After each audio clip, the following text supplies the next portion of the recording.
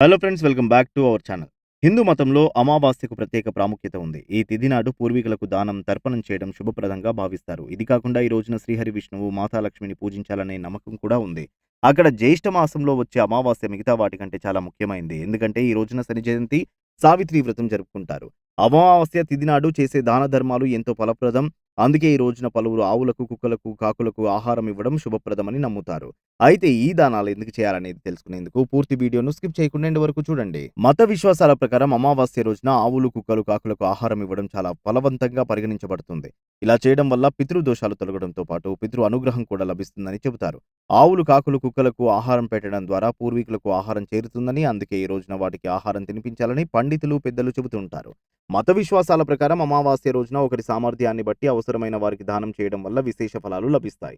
ఇలా చేయడం ద్వారా మీ జీవితంలో కొనసాగుతున్న సమస్యలు తొలగిపోతాయి. మీరు ఆనందం, శ్రేయస్సు పొందుతారు. మారుతున్న కాలంతో పాటు మనుషుల ప్రవర్తనలో మార్పులొచ్చాయి. కానీ మూగ జీవాల్లో ఎలాంటి మార్పులు లేవు. ఇలాంటి టైంలో మనిషి జీవితానికి ఓ మంచి సందేశం ఇచ్చే పక్షి కాకి అని చెప్పుకోవాలి.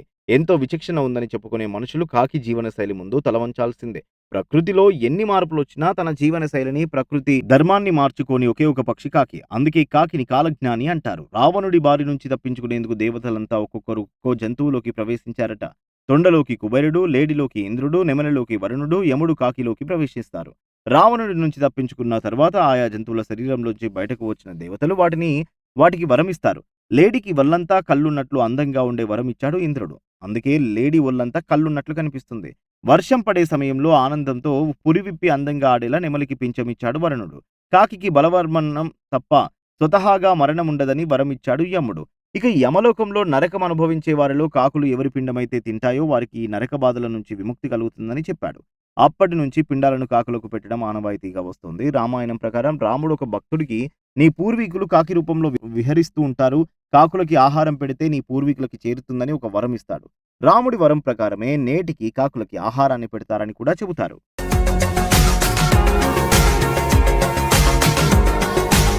మరిన్ని అప్డేట్స్ కోసం మా ఛానల్ని సబ్స్క్రైబ్ చేయండి.